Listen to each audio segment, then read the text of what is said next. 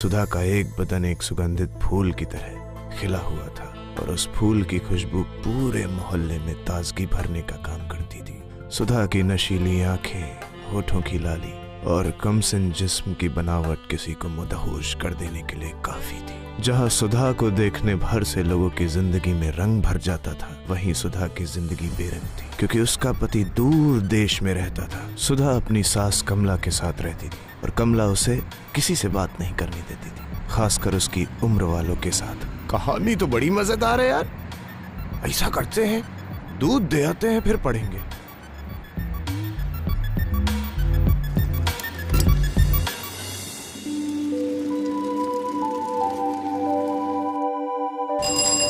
दूध।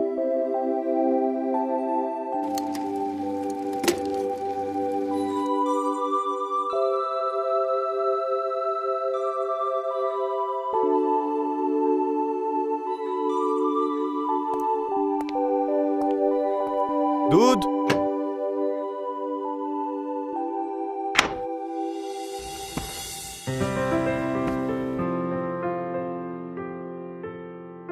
सुधा को देखते ही रंजन की आंखें वहीं अटक गईं। जिस सुधा की खुशबू से रंजन अभी तक अनजान था, उस खुशबू ने आज पहली बार में ही रंजन को सुगंध से भर दिया था।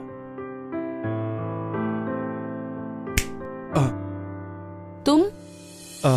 वो जो पहले दूध देने आते थे ना, चाचा जी, वो गांव गए हुए हैं, तो आज से हम ही दूध देने आएंगे।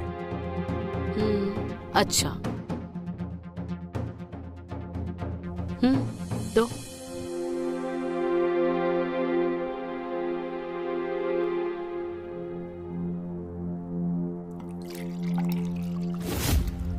सुधा के ब्लाउज से बाहर आता हुआ चुस्त वाला जिस्म, सुधा के गदराए जिस्म की सुंदरता ने एक पल के लिए रंजन को सम्मोहित कर लिया था, और रंजन उस सम्मोहन में फंसा सुधा की तरफ एक टक निहार रहा था। उसके हाथ सुधा के जिस्म को छूने के लिए छटपटा रहे थे। क्या कर रहे हो?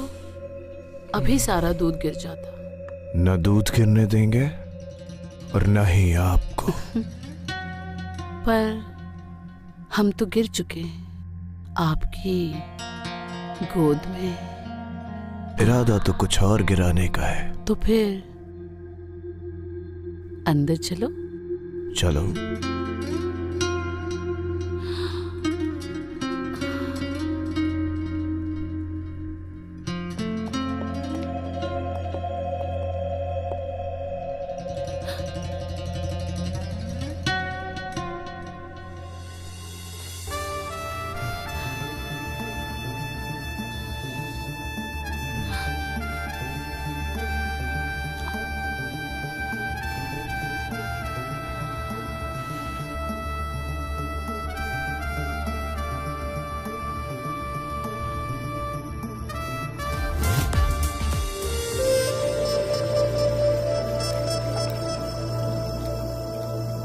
आंखों से सीधा अंदर घुसोगे क्या? हाँ? सारा दूध गिरा दिया। नहीं, वो आपकी स्माइल बड़ी खूबसूरत है, बस वही देख रहे थे।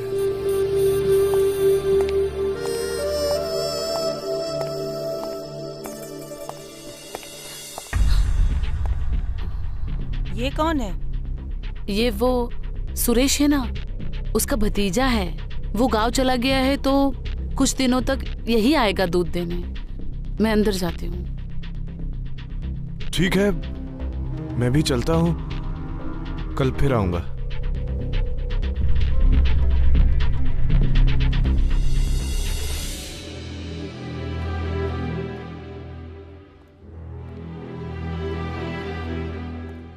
माँ जी, चाय। तुमको बोला था ना अपनी उम्र के लड़कों से जरा दूर रहा करो। और उसको देख के हंस क्यों रही थी तुम इतना? माँ जी, मैं कौन सा बाहर गई थी किसी लड़के से बात करने? वो तो सुरेश का भतीजा आया था दूध देने के लिए, तो मैं बस दूध ले रही थी। इतनी तैयार होकर? पति तो घर पर है नहीं, तुम इतनी तैयार क्यों होती हो? खुद के लिए। मुझे अच्छा लगता है ऐसे सच सवर कर रहना। तुम्हें अच्छा लगता है, सब पता है। अब से पतीला बाहर रख दिया करो। वो आएगा और दूध डालकर चला जाएगा, और जब वो चला जाएगा तो जाकर पतीला उठाकर ले आना।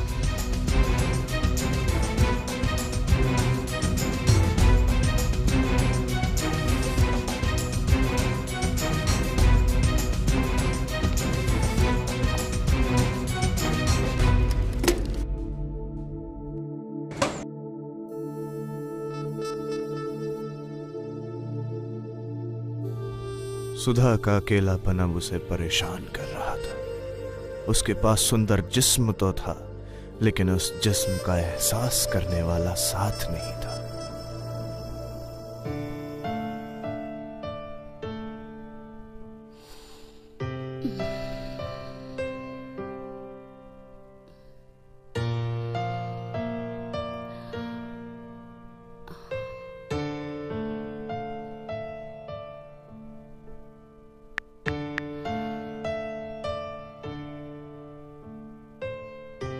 हेलो,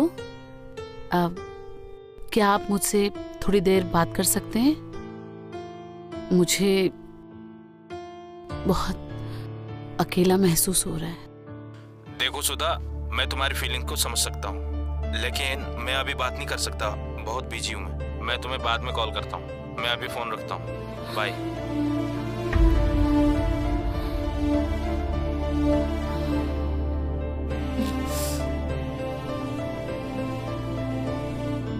आपकी स्माइल बड़ी खूबसूरत है, बस वही देख रहे थे।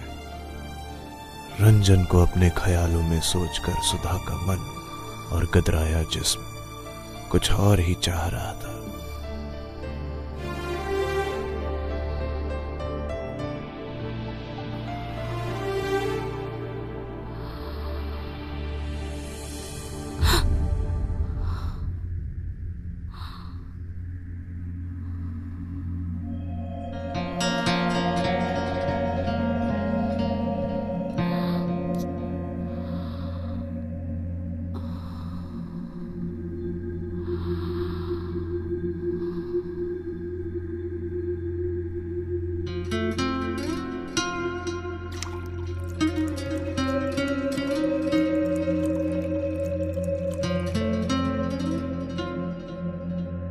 दूध में बहुत शक्ति होती है।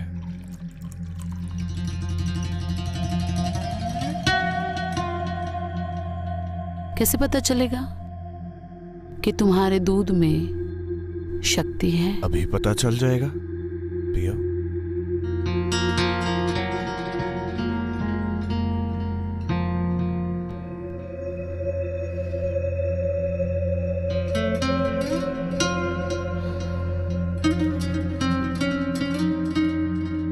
तुम भी पी लो, देखो तो ये दूध की शक्ति तुम पर कितना काम करती है।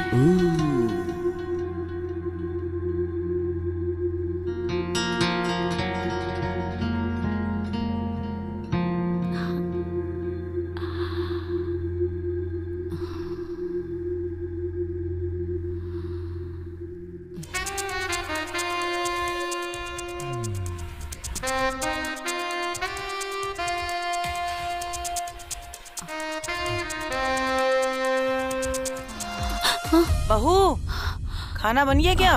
जी माँ जी। सपने में आकर उसने तो मेरी तड़प और बढ़ा दी। कुछ तो करना होगा।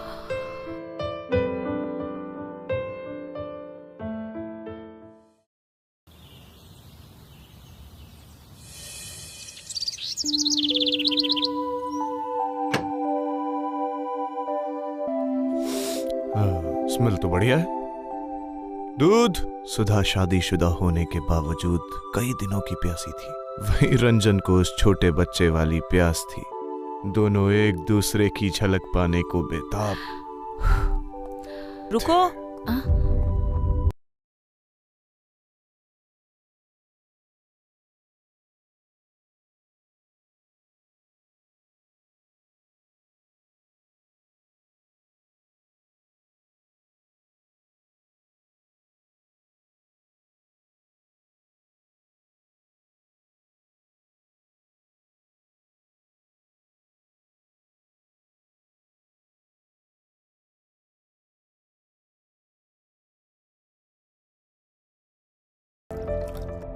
कल वाली मालकिन नहीं आई? क्यों, तुम्हें हमें दूध देने में कोई एतराज है क्या? नहीं नहीं, वो चाचा जी ने कहा था कि हिसाब।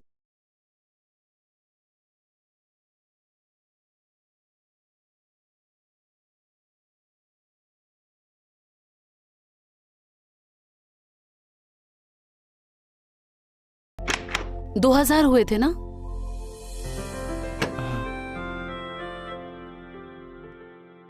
वो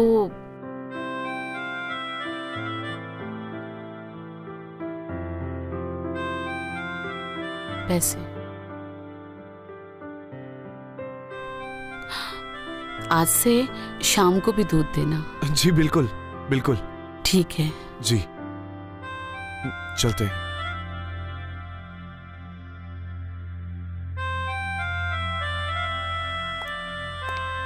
तुझे मना किया था ना बाहर आने के लिए।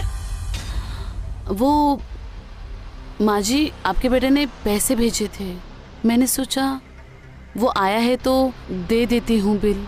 चल अंदर, तुझे तो वैसे भी बहाना चाहिए गैर मर्दों को देखने के लिए। चलो, बहुत हो गया।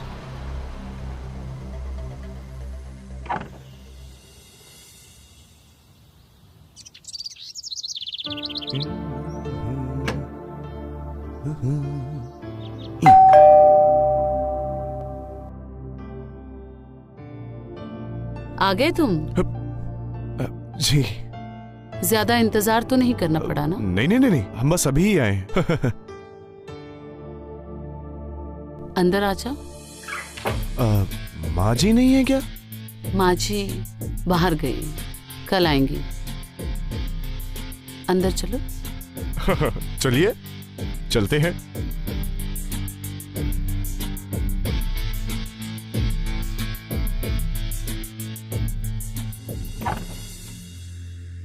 तुम यहाँ बैठ जाओ, मैं थोड़ा फ्रेश होके आती हूँ। ठीक है।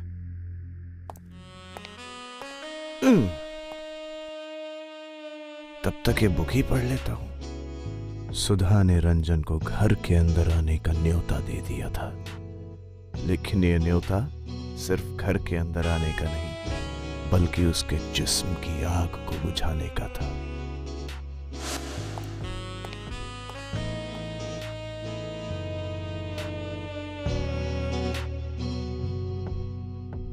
तुम अपने दूध में पानी तो नहीं मिलाते ना?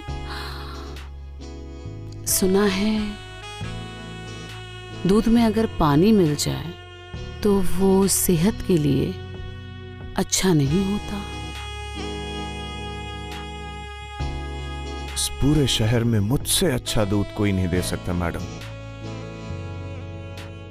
इस पूरे शहर में तुम जैसा दूध वाला भी तो नहीं होगा, सच में। बिल्कुल।